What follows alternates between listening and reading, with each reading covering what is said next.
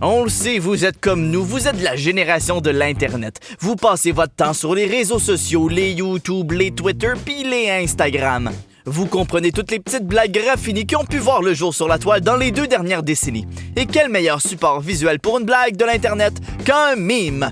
Vous le savez, on prend une image, on ajoute une blague par-dessus et le modèle est répété à outrance jusqu'à ce que tout le monde sache de quoi il s'agit. Et souvent, ces images proviennent de notre cinéma adoré. Mais c'est pas toujours facile de deviner de quel film ça provient et qu'est-ce que le personnage disait vraiment dans le film. Eh bien, aujourd'hui, Topsicle met son chapeau d'inspecteur du web et vous présente 11 origines de mimes au cinéma. Et attention, on a glissé l'emoji de la grenouille quelque part dans la vidéo. Si vous la trouvez, vous devriez peut-être l'écrire dans les commentaires, mais tu sais, c'est pas de mes affaires. Quand on est exaspéré de tout le monde, on a souvent envie de crier à plein poumon dans l'espoir de trouver quelqu'un qui est de notre avis. Comme avec le mime qui vient du film Le Grand Lebowski. En français, on pourrait le traduire par Coudon, je suis le seul ici à trouver que Topsicle publie pas assez de vidéos? Dans le film original, c'est légèrement différent. Le personnage est vraiment fâché et il est fâché à cause d'une partie de quai qui va pas comme il veut. Un peu exagéré comme réaction, mettons. Et il dit pas sa phrase exactement en même temps qu'il recharge son fusil. Y'a personne ici à part moi qui soucie encore de respecter les règles! Finalement, vous aurez peut-être remarqué que la photo utilisée pour le mime provient pas du film puisque l'angle est différent. Probablement une photo de production prise par le photographe de plateau. On le connaît celui-là. Buzz Lightyear qui prend Woody par l'épaule et regarde au loin en admirant quelque chose. On prend l'expression de Buzz pour mettre l'emphase sur le fait que quelque chose est omniprésent, qu'il y en a partout. Par exemple, quand je regarde mes vidéos suggérées sur YouTube, Topsicle, des Topsicles partout. Avez-vous ça vous aussi? Non? Ah, ok, c'est peut-être juste nous. Bref, l'image vient du 2e film Histoire de jouets, et saviez-vous que ce que dit Buzz Lightyear ressemble même pas un petit peu à ça? Regarde, dans quelques heures à peine, tu seras devant un énorme feu avec Andy à te faire griller de délicieuses guiboles. Des guiboles. Ouais, mettons. Fait que ça donnerait, quand tu vas au camping, guiboles. Des guiboles partout. Les films Batman de Christopher Nolan sont de véritables chefs-d'œuvre. Mettons que Marvel et DC n'accoteront jamais la trilogie du Chevalier Noir. Et c'est donc super facile de prendre n'importe quelle citation et de soit en faire un chandail, une affiche ou un mime. C'est ce que l'Internet a fait avec la célèbre citation du Joker qui dit ceci. Si demain soir je dis à la presse que un brigand va se faire descendre ou qu'un fourgon chargé de soldats va se faire exploser, personne ne panique. Parce que tout ça, ça fait partie du plan. Mais si je dis qu'un malheureux petit maire va mourir, alors là, tout le monde s'affole. On prend la citation, on la simplifie, on ajoute sa propre blague et ça donne quelque chose qui ressemble à ça. On fait plein de Topsicles sur les films de l'heure, personne clique dessus. On fait un seul Topsicle sur Harry Potter, tout le monde se met à capoter. Pour vrai, vous avez une véritable obsession pour nos vidéos Harry Potter, c'est fou.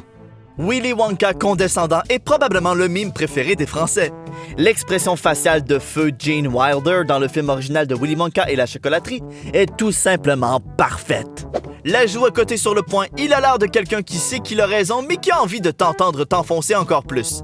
Par exemple, « Ah, tu n'aimes pas le doublage québécois?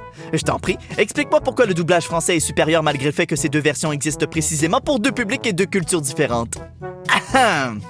Dans le film, toutefois, il ne dit rien de ce genre. Voici la scène d'où l'image provient. Ça vous intéresse? Oui!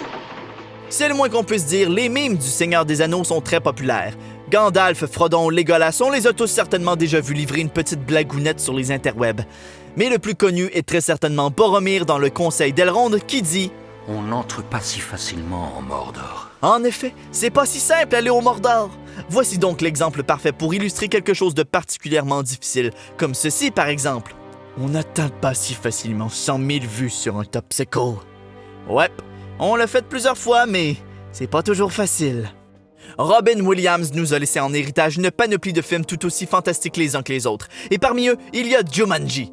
Non, pas avec The Rock, l'original, évidemment, celui où le garçon se transforme en singe. Et comme dans le remake, le film débute avec un personnage qui est capturé dans le jeu pendant plusieurs années. Dans le film d'origine, c'est le personnage de Alan qui revient tout vieux et tout barbu et complètement déboussolé. Donc la première chose qu'il veut savoir, c'est en quelle année il est. C'est quelle année? C'est le dernier modèle. Non, on est en quelle année? Ainsi donc, le mime « What year is it ?» est né. Bref, à la sauce Topsicle, le mime donnerait quelque chose comme ça. Topsicle fait une vidéo sur les mimes? En quelle année on est là? Sauf que l'image, c'est pas la même. Elle vient du moment où il comprend qu'il est libéré du jeu Jumanji juste un peu avant. Austin Powers était un classique de la comédie entre les années 90 et 2000. Et il aura marqué à jamais une génération d'imbéciles avec sa célèbre réplique « Ouais, poupée! » Sur Internet, c'est sa réplique Moi aussi, j'aime vivre dangereusement. qui aura marqué l'imaginaire. On l'utilise comme réaction à quelque chose qui est finalement pas si risqué que ça. Comme par exemple quand on est en train de finir le montage d'une vidéo d'une capsule Topsicle et que la batterie de l'ordinateur est à 5%. Moi aussi, j'aime vivre dangereusement. Dans le film, la réplique survient dans la scène de Blackjack où le méchant prend un grand risque, mais pas vraiment parce qu'il triche, et il dit « J'aime vivre dangereusement. » Austin Powers, qui comprend pas vraiment les règles du jeu, se pense bien malin quand il répète Moi aussi, j'aime vivre dangereusement. « Oh, ce sacré Austin! Une chance qui est beau comme un dieu! » On a tous déjà eu un patron comme dans Office Space, avec une attitude faussement sympathique mais tellement condescendante. Il t'écoute pas vraiment et il fait juste envelopper ce qu'il veut vraiment dire d'une tonne de formules de politesse inutile. Vous voyez le genre? En fait, comme ceci. Si tu pouvais retrousser tes manches et t'assurer de ne plus oublier à partir de maintenant, ce serait vraiment chouette. On a le goût de le frapper en plein visage, mais au moins on comprend ce qu'il veut. Ah, d'ailleurs, les tops c'est clair? Ouais, si vous pouviez vous retrousser les manches et apprendre à écrire emoji comme du monde, ce serait vraiment chouette. Merci.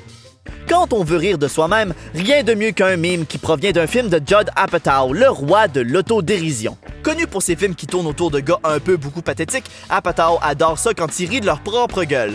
Dans Superbad, le personnage de Jonah Hill se fait humilier parce qu'il a du sang de menstru sur ses pantalons et il essaie tant bien que mal de garder la face en ayant l'air de rire de lui-même. Le meme prend alors cette image et ajoute la phrase « Fuck me, right? » qui pourrait se traduire par « Je fais dur, hein? » Dans le film, par contre, la phrase arrive juste un peu plus tard. Et en français, c'est un petit peu gâché. Ah, de la merde, OK? Bref, nous, on pourrait dire « Ça fait des mois qu'on attend d'atteindre 100 000 abonnés. Pathétique, hein? » Le film Présentateur vedette ou Anchorman est une de nos comédies préférées chez Topsicle. Les personnages et les situations sont d'une absurdité délicieuse et même après 14 ans, le premier film reste encore tout à fait hilarant. Après une bataille sanglante entre les diverses chaînes de nouvelles où Brick tue un homme avec un fucking trident, on retourne rapidement au bureau où Ron Burgundy s'exclame « Putain, ça a été à une vitesse. » D'où le mime. Boy, that escalated quickly. La réaction parfaite quand quelque chose dépasse très rapidement nos attentes. Par exemple, quand une de nos vidéos atteint soudainement 200 000 vues. Putain, c'est allé à une vitesse. C'est peut-être pas le plus populaire de tous les memes, mais c'est peut-être bien notre préféré de la liste parce que Obi-Wan Kenobi, c'est probablement la meilleure partie de la prélogie Star Wars. Alors qu'il veut surprendre le général Grievous, Kenobi se glisse derrière lui et lui lance sa classique réplique. Hello there. En français, c'est pas exactement ça, mais l'effet est quand même rigolo. Je vous dérange? Bref, le meme, c'est que les gens se sont amusés à déformer la scène pour l'accommoder à toutes sortes de scénarios ou de nationalités différentes. Hello there. Et on vous offre notre propre version du meme. Je vous dérange? Général Topsicle.